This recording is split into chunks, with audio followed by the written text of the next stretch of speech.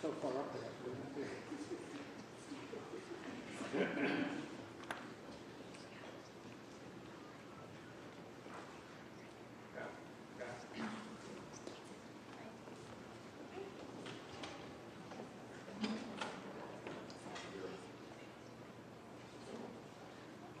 Yeah.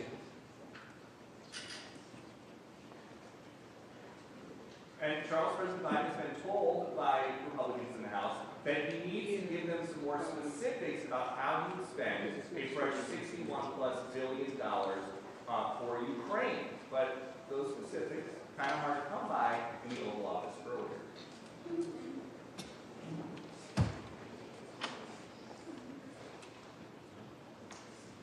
The president said that Congress needs to pass the supplemental funding for Ukraine before they break for holiday recess, otherwise it would be the greatest gift, Christmas gift that Putin could receive.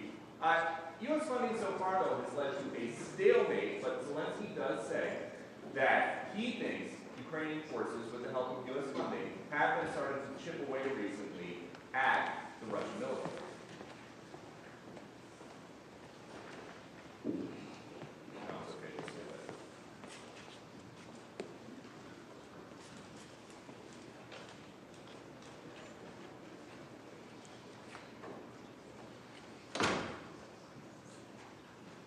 So, not a ton to work with there, but the two of them are going to walk across the driveway here to the Executive Office building, and they have the two mics set up. We expect some questions and answers any minute. Charles.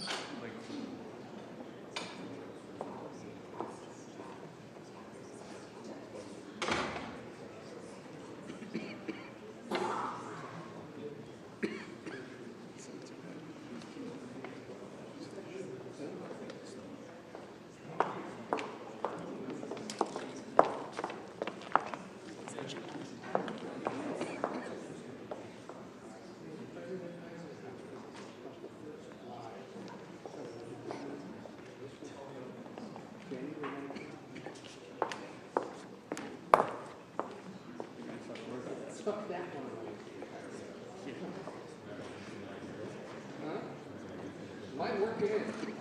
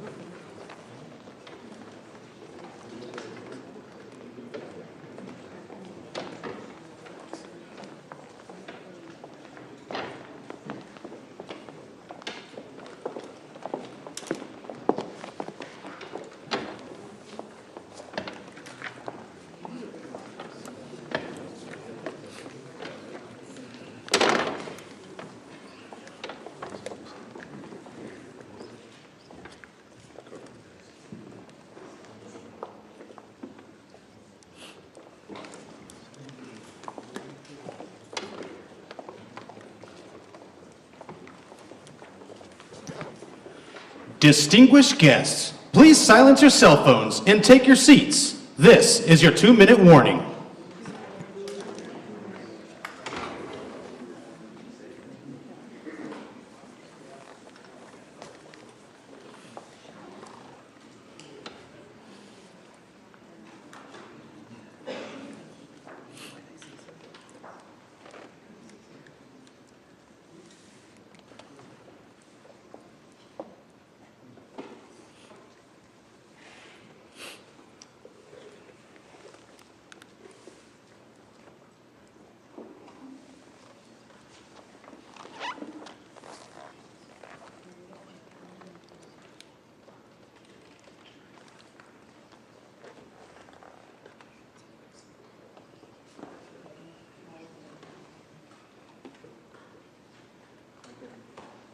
This press conference obviously has been quite delayed, but we did just see the Ukrainian delegation and the U.S. delegation take their seats in the front row.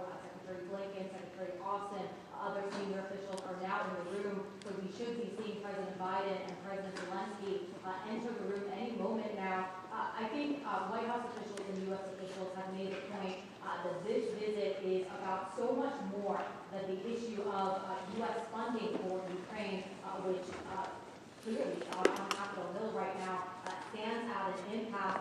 They are saying that the world is watching right now, including Russian President Vladimir Putin, and that this is the kind of visit that can send a message to the world at such a critical moment in this conflict about the U.S.'s continuing steadfast support for Ukraine, and that there is... Distinguished guests, the President of the United States and the President of Ukraine.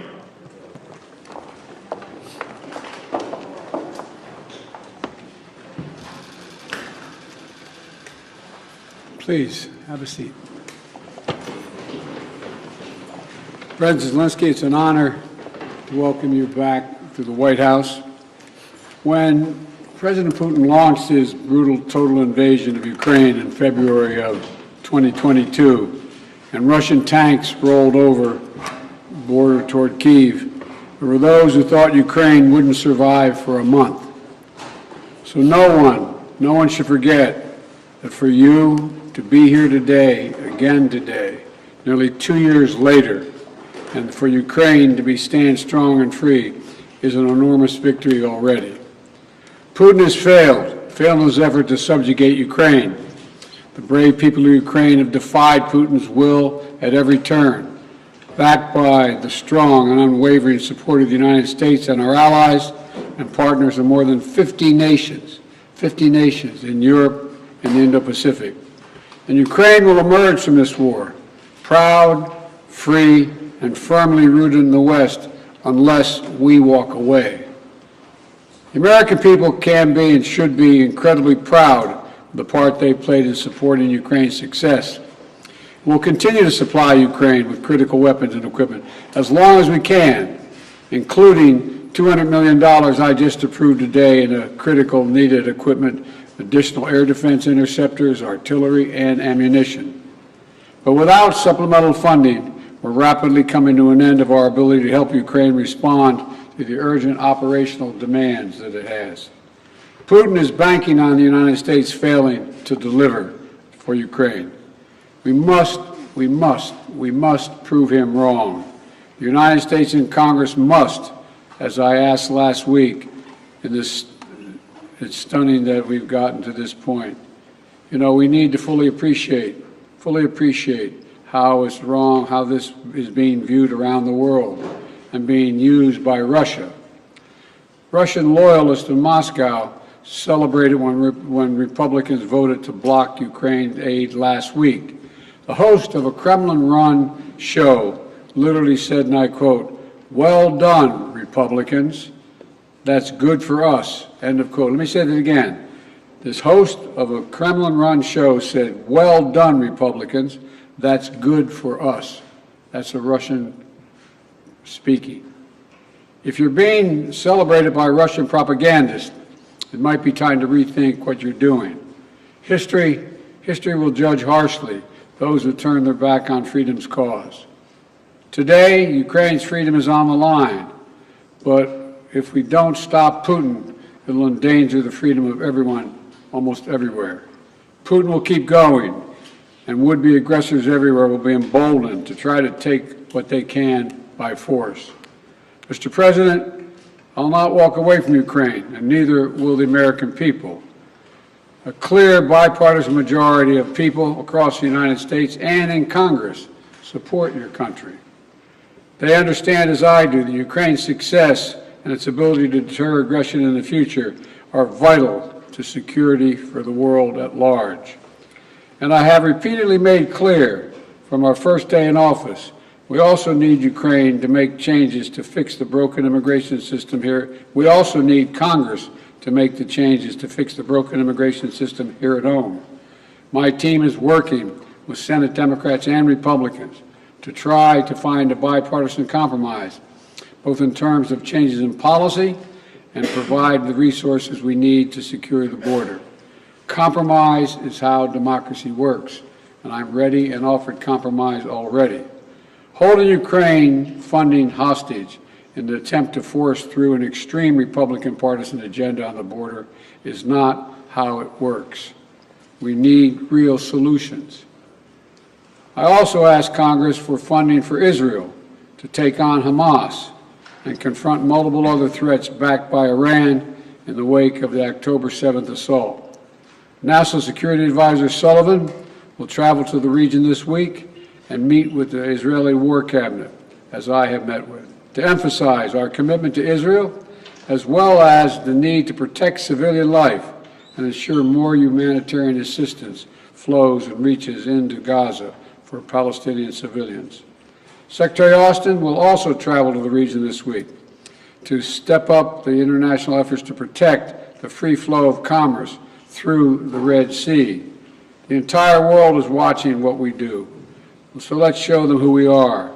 America stands for freedom today, tomorrow, and always. America stands against tyranny and against oppression. And America stands with the people of Ukraine.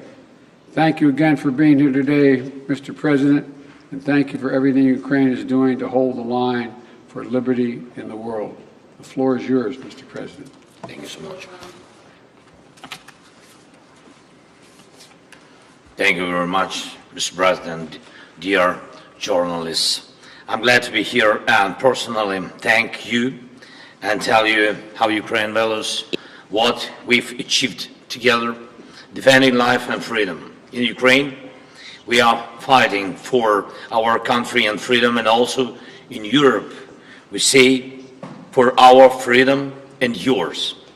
And this motto resonates not only in our country, not only in our hearts, not only in Ukraine, but also in Poland and Baltic states, Moldova and others. When freedom is strong in one country, it is strong everywhere.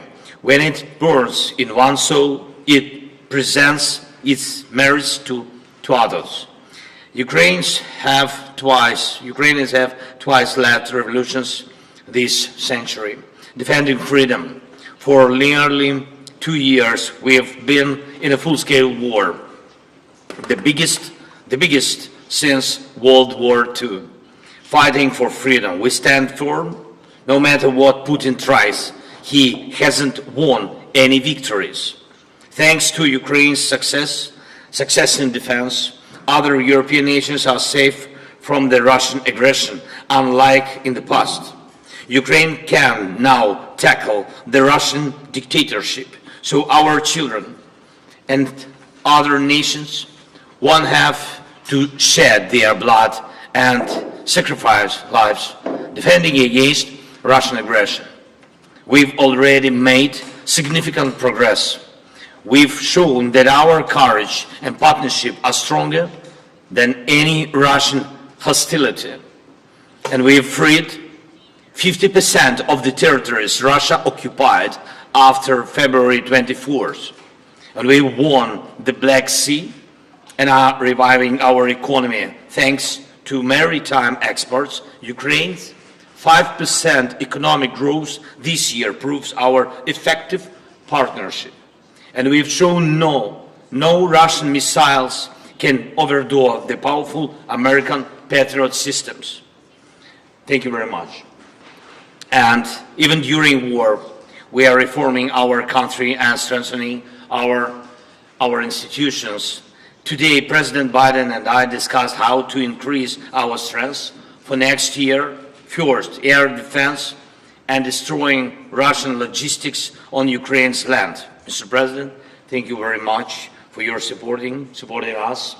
And in these areas, like our victory in the Black Sea, we aim to win the air battle, crushing Russian air dominance. This will intensify our ground advantages in 2024 with our control of the skies.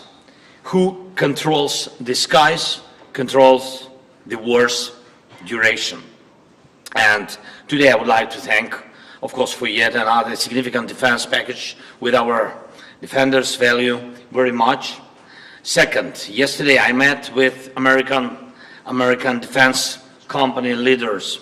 They advised us on how to make our defense industries work faster and more effectively.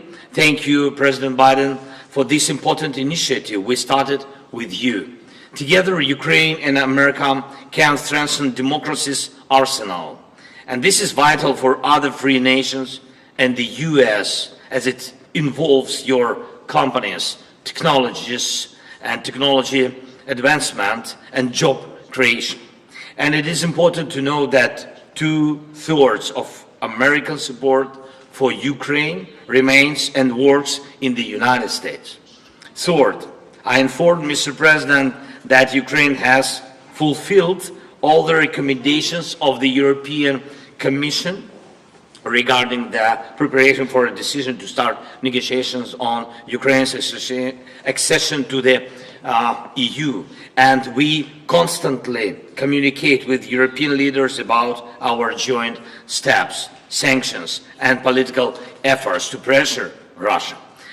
American leadership is crucial, is keeping this unity together, a unity that serves the entire free world. And I thank America for new sanctions. And today we discussed Putin's further isolation and making him pay for his aggression. It's very important that by the end of this year, we can send very strong signal of our unity to the aggressor and the unity of Ukraine, America, Europe, the entire free world. Everything we talked about today will help us in the year 2024. Today's discussions in the White House and in Congress across both parties and both chambers with a speaker were very productive, and I thank you for the bipartisan support. As we approach Christmas, on behalf of all our Ukrainian families separated by war and all sons and daughters on the front, Ukraine's greatest wish is to near this war's victorious end. No one but Putin wants a prolonged war. We dream of a Christmas in the peacetime, of course, and we are working to turn our battlefield success into peace. And we are heading there together with you, and thanks, of course, to your support. Thank you very much, Mr. President. Thank you, America. Slava Ukraine. Thank you. Look, we're going to alternate asking questions. We're going to ask a total of, each ask 2 questions. And I will ask the first question. I will recognize the first question asker. I'll ask a question, Joel, too. But Danny Kemp. Thank you, Mr. President. For President Biden, Ukraine's counter-offensive has stalled in recent months. Congress is blocking aid, and Vladimir Putin appears ready to just wait things out. So what is the strategy for the US and Ukraine next year to try and turn this around? And if that fails, at what point do you say to Ukraine, as a friend, that it is perhaps time to start looking at peace talks? And for President Zelenskyy, welcome back to Washington. Can I ask you, did you hear what you wanted to hear from Congress and from President Biden? Or are you indeed more worried than when you got here? Thank you very much. Well, let me answer the question first. Let's put this in perspective. Remember how far Ukraine has come. Russia's failed thus far in trying to erase Ukraine from the map and subsume it into Russia. Ukraine has taken back more than 50% of its territory seized since February of 22, and has pushed back the Russian Navy so Ukraine can export grain and steel to the world through the Black Sea. And thanks to the incredible courage of the Ukrainian people and the bipartisan support from our Congress, but it's not just American support. There are more than 50 countries helping Ukraine with military, economic, and humanitarian assistance. 50. The burden sharing, the U.S. has put up $75 billion, and our allies and partners have put up $100 billion. And more than 90% of our security assistance to Ukraine is being spent in the United States to provide weapons for Ukraine and replenish our stockpiles and build our industrial base. We need to ensure Putin continues to fail in Ukraine and Ukraine to succeed. And the best way for that to do that is to pass the supplemental. Yeah. Can I answer in Ukrainian, please?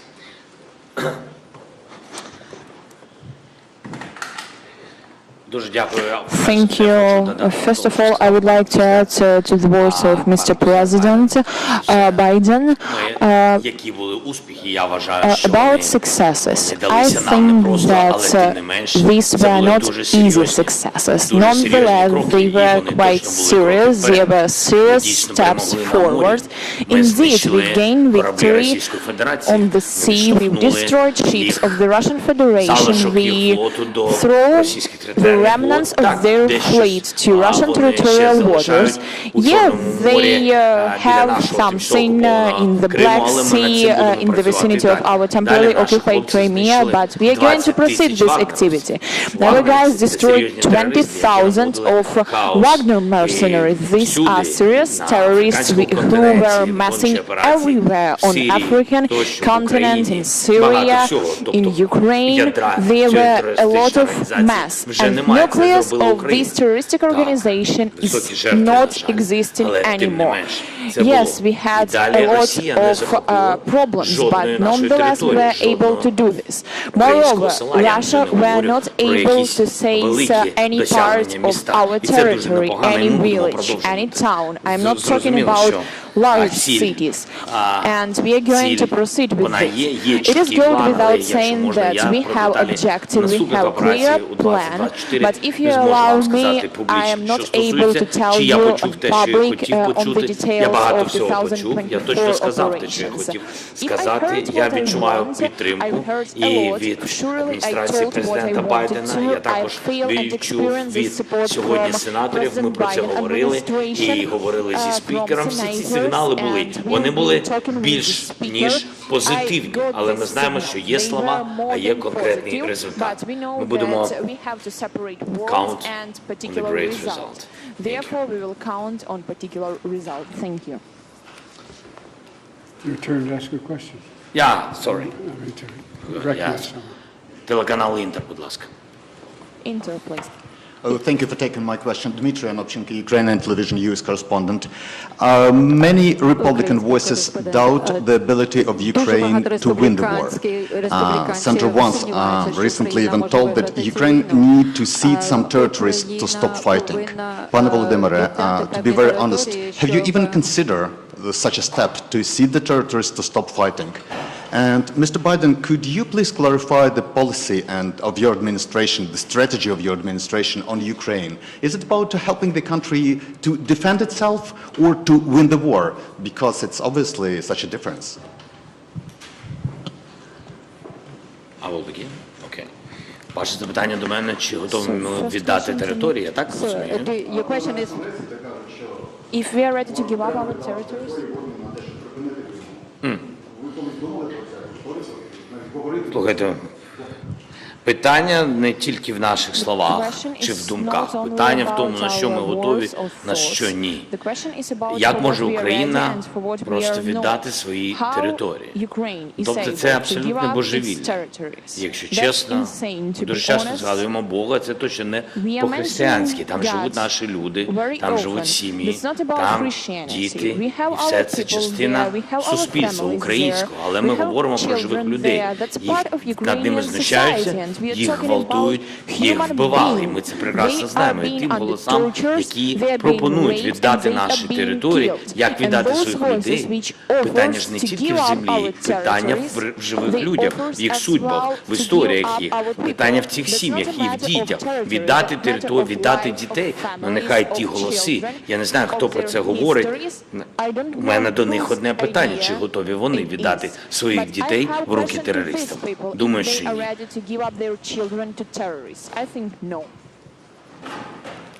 We want to see Ukraine win the war, and as I've said before, winning means Ukraine is a sovereign, independent nation, and that can afford to defend itself today and deter further aggression. That's our objective. Trevor, Reuters. Thank you, sir. First, a question for both of you.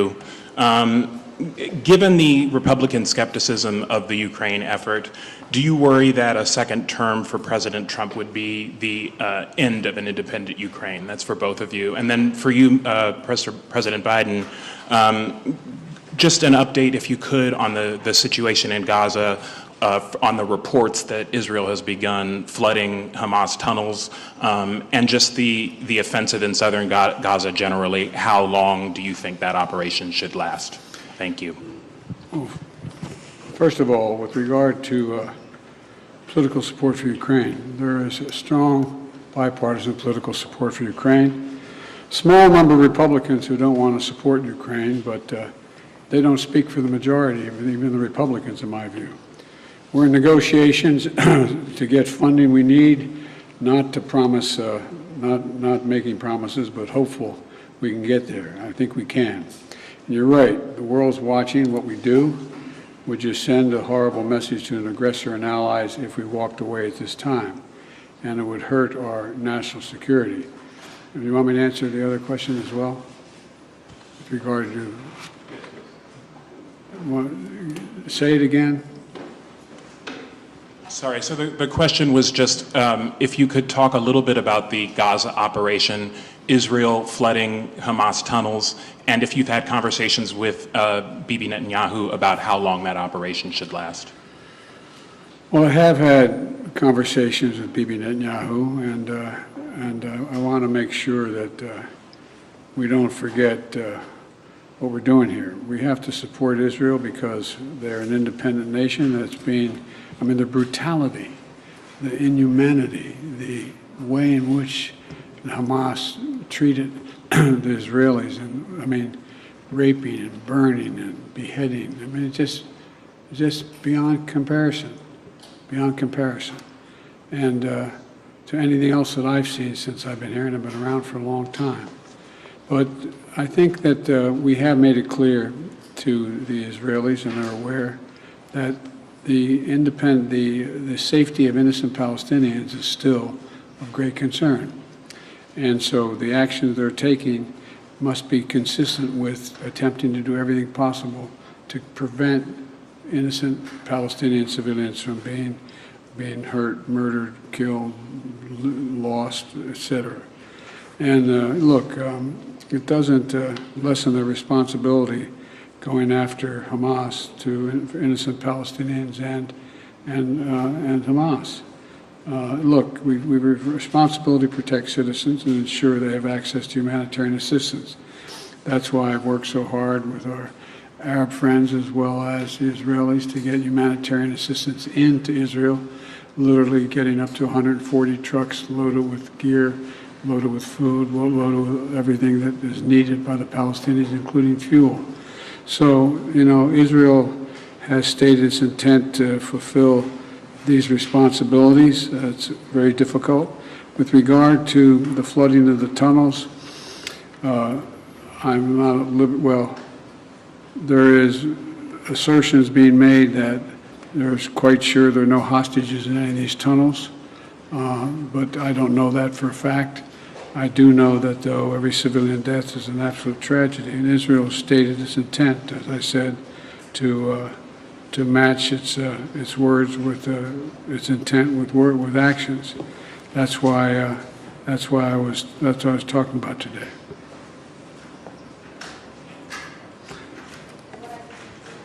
Question 3.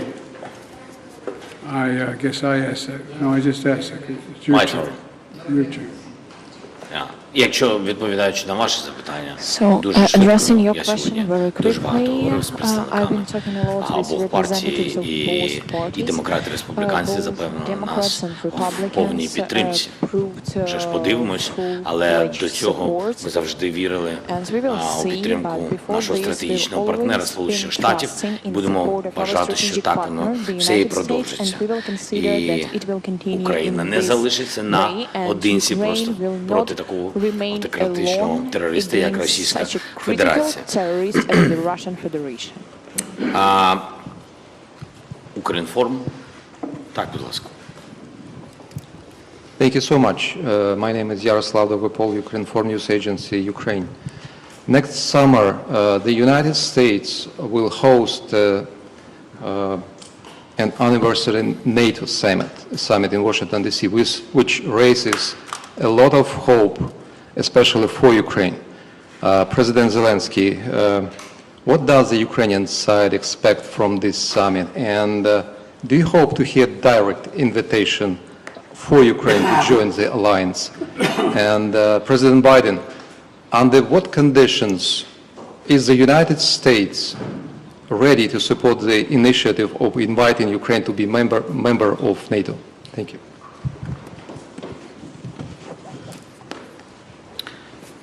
Thank you for your question. I will answer very quickly on this very complicated question. We are not allies till now. We are allies, but we are not members of NATO. So that's why I think I will pass this question to our big friend, President Biden. Look, I'm very proud that how strong and unified NATO has become. And now it's even larger. Putin wanted the federalization of NATO when I met with him in Geneva right after I was elected. And he's gotten the NATOization of Finland instead. And NATO will be in Ukraine's future, no question about that. But as we said in Vilnius, Ukraine will become a member of NATO when all allies agree and conditions are met. Right now, we have to make sure they win the war. And, we launched a joint declaration of support alongside President Zelenskyy and the G7 leaders in Vilnius, outlining a long-term commitment to supporting Ukraine's defense needs.